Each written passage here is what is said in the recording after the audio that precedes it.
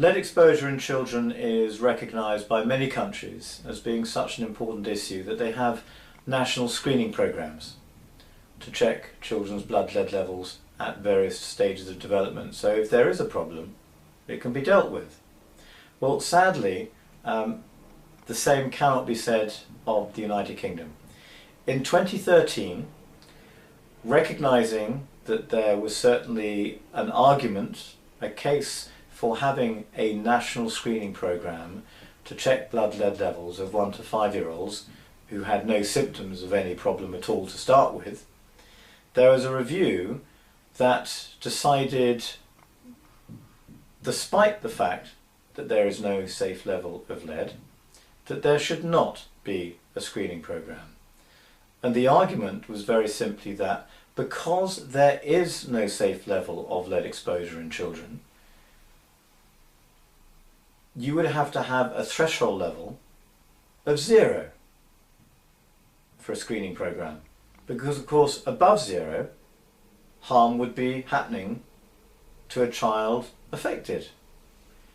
But then you have to say, what's the point in having a screening programme if the threshold is 0? Because actually, given all of the lead that's out there in the environment and the homes and the paints contamination that we've talked about that affect our daily lives, almost everybody is likely to become, almost everybody would be measured as being above that 0 level.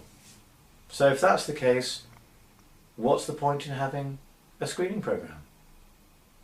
The logic is completely faultless, but actually it is completely flawed. Because unless you are actually measuring the extent to which lead exposure exists across our population, you cannot begin to quantify the cost to society and therefore the economic benefit to be derived either by individuals or indeed the country as a whole by addressing the issue.